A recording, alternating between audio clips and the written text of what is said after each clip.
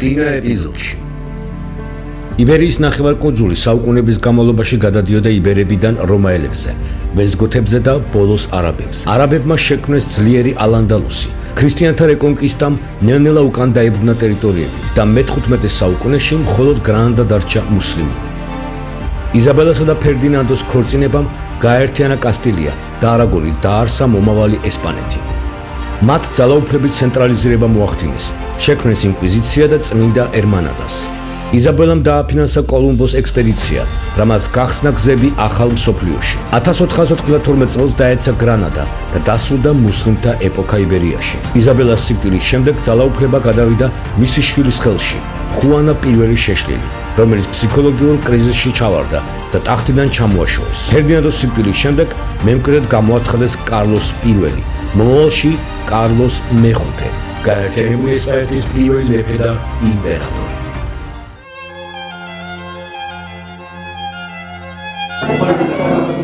და ისიც პირველი სეზონის მეორე ეპიზოდი. საუბრობთ კარლოს პირველზე. კარლოს პირველი ხდება გაერთიანებული ესპანეთის პირველი მეფე.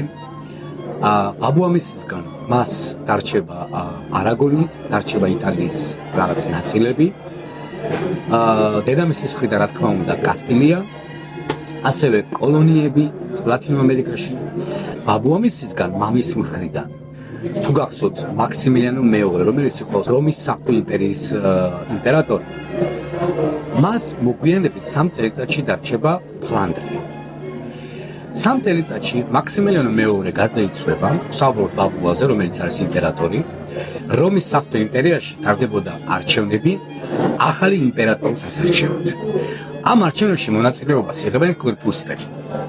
გაბსბურგები მოისყიდეს ცნობილ ბანკირს, იმ დროისთვის ძალიან ცნობილ და უმდიდრეს ბანკირს, იაკობ ჰიუგერს და მისგან ისესხებენ თანხას, რათა მოისყიდონ კურფურსტები. მოისყიდიან კურფურსტებს და კარლოს პირველი, რომელიც არის ესპანეთის მეფე, ასევე გახდება რომის საღვთო იმპერიის იმპერატორი. წარმოიდგინეთ, რამდენი მიწები შემოიერთა ესპანეთს.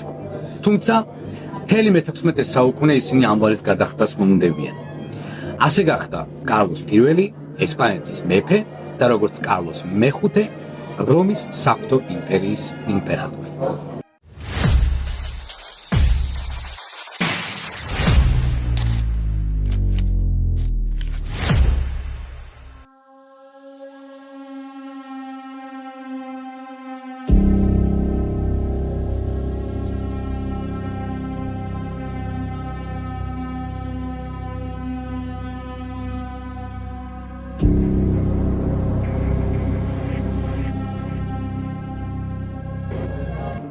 ამ პერიოდში საფრანგეთი და ესპანეთი ბრძოლობენ ევროპაში გავლენის მოსაყვებით.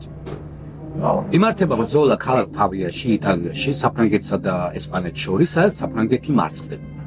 შედეგად ფრანცისკე პირველი ტყვედ ჩავარდება, მას გადაიყვანენ მადრიდში ციხეში და აიძულებენ მოაწეროს ხელი, რომ საფრანგეთი დაემორჩილება ესპანეთს. ის მოაწერს ხელს, მაგრამ ამისათვის კარლოს პირველი საფრანგეთიდან გამოიწვევს საფრანგეთის მეფის ოჯახის წევრებს, შვილებს და იტყვევებს მათ და ფრანცისკე პირველს გაუშვებს. თუმცა შემდეგ ფრანცისკე პირველი როცა გადის, ის უარყოფს, იძახის, რომ ეს ყველაფერი ძალადობის გავლენით მოხდა, რომ რასაც მან მოაწერა ხელი არის ფიქტიური, არ არის რეალური და ასე გრძელდება მათი პაიქრობა. ამ დროს რომის პაპი კლემენტე მე-12 არ უჭერს მხარს კარლოს პირველს. წარმოიდგინეთ, ამ ხელა შეურაცხყოფა იყო ეს კარლოსისთვის, რომელიც თავს თვლით ყველაზე კათოლიკე მეფედ. ის გაუშვებს ჯარს რომში, ცრიშევლელ რომში, არწიოკობენი ქაურობას. რომის პაპი შავი გასასვლელით ვატიკანიდან გადის წმინდა მონასტერში და იქიდან ზემოდან უყურებს, როგორ აოხრებენ კარლოსის ჯარისკაცები მის ქალაქს. რაღაცნაირად გადარჩება კლემენტე მე-12 და მასაც აიძულებენ, რომ დაემორჩილოს კარლოს პირველს. შემდეგი პაპიც დაემორჩილება კარლოს პირველს და რა თქმა უნდა ის იქნება უკვე თითქმის ერთადერთი მეფე მთელს ევროპაში, რომელიც იმსახურებს პატივისცემას, რომლიცაც ეშინიათ კათოლიკე მეფე კარლოს პირველი, იმპერატორი. აი ეს ეპოქა არის ალბათ ესპანეთის ისტორიაში ყველაზე ბრწყინვალე. წარმოვიდგინოთ კოლონიები ამერიკის კონტინენტზე, წარმოვიდგინოთ ფლანდრია, იტალიაში მიწები, მთელი ესპანეთი, არაგონი, კასტილია გაერთიანებულია. მუსულმანებისგან განთავისუფლებულია ის რაც ბებიამისმა და ბაბუამისმა გააკეთეს, გვახსოვს ხო? იზაბელა პირველი და ფერდინანდო მეორე. ამიტომ კარლოს პირველი რა თქმა უნდა ხდება ყველაზე საპატივცემულო მეფე მთელს ევროპაში და ძლიერი, რომლიცაც ყველას ეშინია.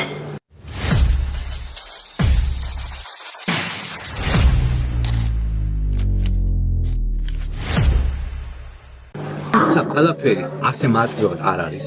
ჯერ კიდევ კარლოსამდე 1517 წელს გერმანიაში დაიწყო რეფორმაცია.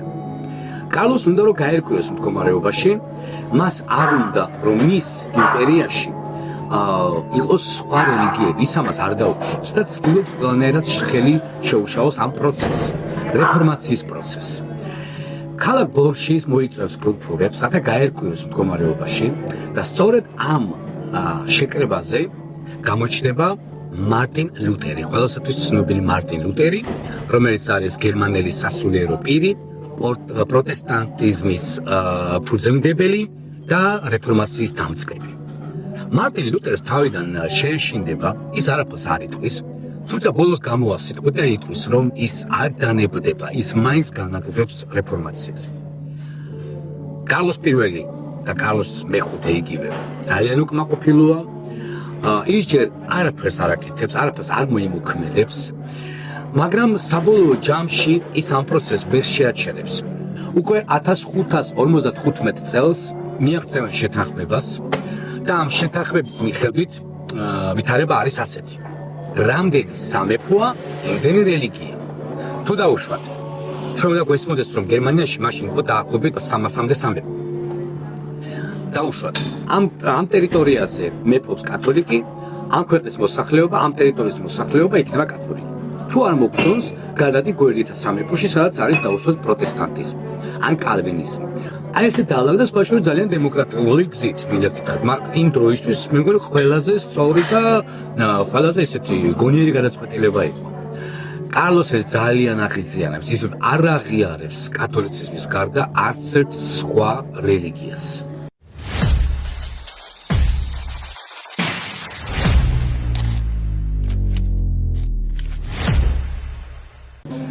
ეს ბრძოლები კათოლიკებსა და რეფორმატორებს შორის ძალიან დიდ ხანს მიმდინარეობდა. მიუხედავად იმისა, რომ მიიღეს შესანიშნავი გადაწყვეტილება, რომელზეც მე ხავ ვისაუბრე. კარლოს პირველი საბოლოო ჯამში ძალიან იღლება.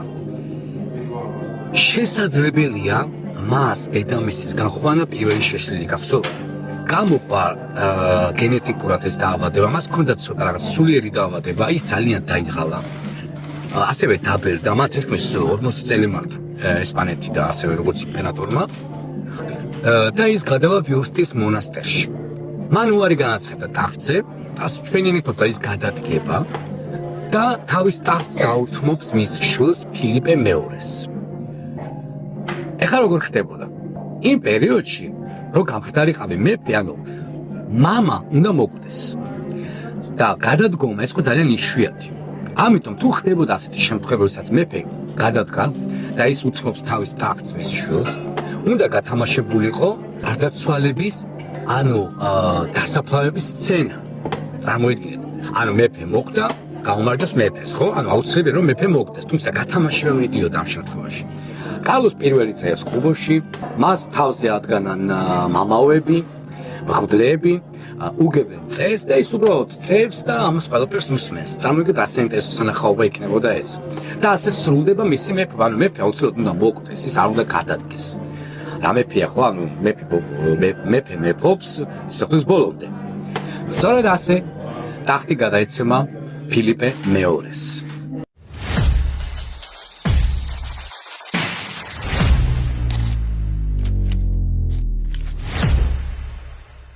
რა დარჩა ფილიპეს? ფილიპეს დარჩა ფლანდრია, დარჩა იტალიის ნაწილები, ისევ დარჩა კოლონიები. თუმცა ფილიპეს დროს უფრო მძაფრდება რეფორმაციის თემა. ფილიპე მამამისისგან განსხვავებით რომ კაცი აღმოჩნდება. მამამისი ასე თუ ისე მაინც ცდილობდა რაღაც ბალანსი დაეჭირა რეფორმატორებსა და მას შორის. ფილიპე კი ძალიან კაცი აღმოჩნდა. ის ნიდერლანდებში გააგზავნის თავის კარდინალს ალბას, რომელიც გამორჩეულია კათოლიკური ფანატიზმით. შემოიტანს ალბა ნიდერლანდებში ესპანურ გადასახადებს, რომელსაც ნიდერლანდებში არ არიან მიჩვეულები.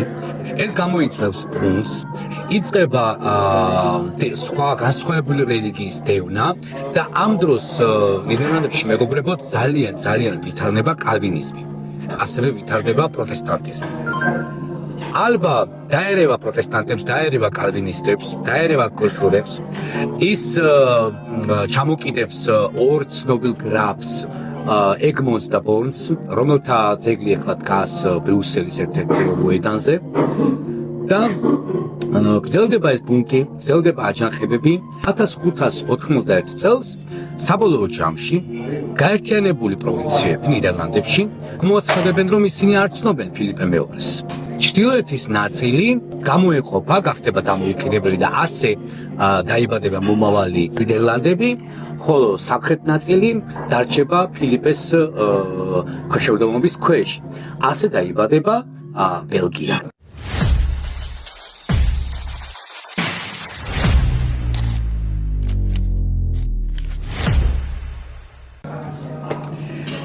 მიუხედავად იმისა, რომ რელიგიურ ბრძოლებში აშკარა უპირატესობა რა თქმა უნდა რეფორმატორებს ჰქონდა, ცოტა არეულია მის იმპერიაში მდგომარეობა რელიგიური თვალსაზრისით, ესპანეთი მაინც რჩება ძლიერ სახელმწიფოდ. ამ პერიოდში ოსმალეთის იმპერიას აქვს ძალიან ძლიერი ფლოტი, თუმცა რა თქმა უნდა არც ესპანური ფლოტი ჩამორჩება არმადა.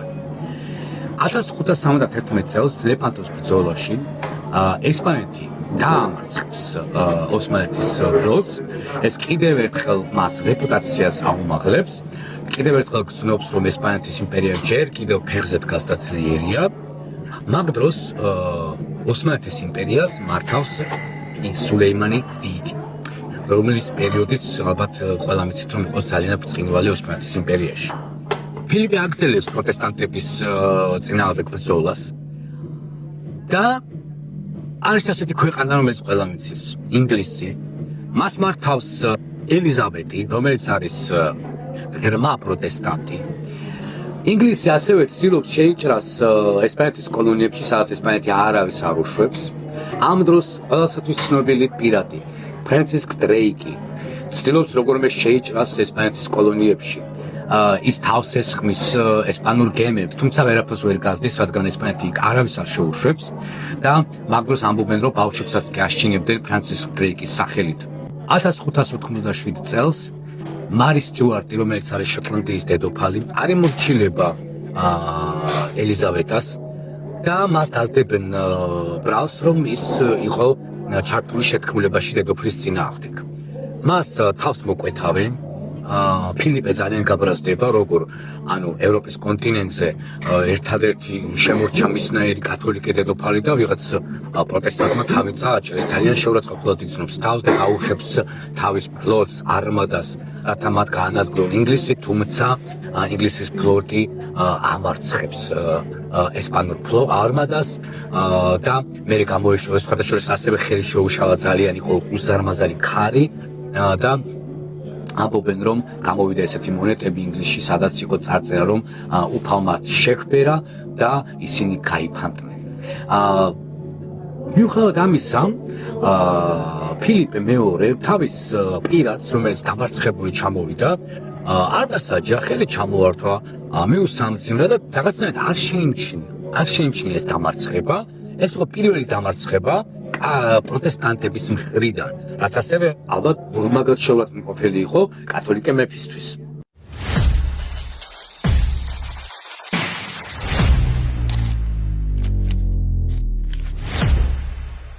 ნელ-ნელა ესპანეთის იმპერია კარგავს თავის დიდებას როგორც ვნახეთ, იქ კულტურები არ ჯანმრთელდნენ, პროტესტანტები, რეფორმაცია, ანუ პატარ-პატარა ბრძოლები იქ ოსმალებს მოუგებრძოლა, რა თქმა უნდა, მაგრამ ბრიტანეთისთან დამარცხება მაინც ზიანი მიაყენა ესპანეთს.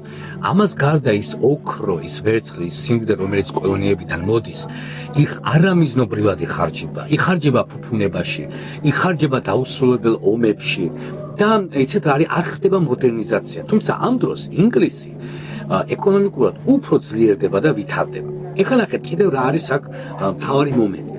ზოგადად იყო ესეთი გაგება ესპანეთში, რომ კათოლიკე არასდროს არ იქნება ვაჭარი. მე ებრაელი კი არა, ანუ ვაჭარი არის ებრაელი, მაგრამ ქრისტიანი ვაჭარი არ იქნება. ინგლისში ეს პრობლემა არ იყო. იქ ჩვეულებრივ ფეოდალს შეეძლო ქონოდა თავისი რაღაც საწარმო, რაღაც ეწარმოებინა, ცხრები, თხები, ვაჭრობაში მიიღო მონაწილეობა და მათ ეს ამის არ ცვენოდა.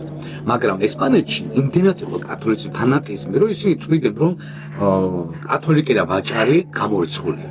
ესეც ძალიან უშლიდა ხელს ეკონომიკის განვითარებას. იყო მესამე ფენა, რომელსაც დააწვა მთელი ეს გადასახადები და შრომა, ვაჭრობა და არ იყო მოდერნიზაცია. ესპანეთის უკუქცევა მაინც არის დაკავშირებული იმასთან, რომ არ იყო მოდერნიზაცია. მთელი თანხები, ოქროულობა, სიმდიდრე იხარჯებოდა ფუფუნებაში, რომელიც იყო ფასადი, უბრალოდ ფასადი, მაგრამ სიღრმეში უკვე იყო დიდი პრობლემები ეკონომიკური. აი, პრადას მუზეუმში მადრიდში ჩვენ დავინახავთ უზარმაზარ ფრესკებს, უზარმაზარ სურათებს, სადაც გამოსახულია ეს სასახლეები, სამეფო, მაგრამ ეს ყველაფერი იყო ფასადი.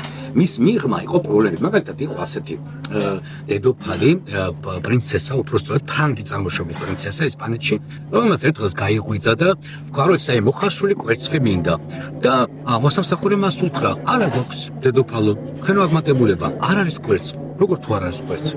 არ არის, უბრალოდ არ არის. წარმოგიდგენთ ამ მდგომარეობაში ჩავარდა ესპანეთი. ყველაფერი განიავდა. მაინც მოდიოდა ეს ოქრო. ბევრი ვერცხლი და ოქრო მოდიოდა კოლონიებიდან, მაგრამ ვერ გათვალეს, რომ ეს კოლონიები სოდესღაც მათგან წავიდოდნენ. და ესპანეთი დამოკიდებული დარჩებოდა მხოლოდ თავის ტერიტორიებზე და თავის ეკონომიკაზე.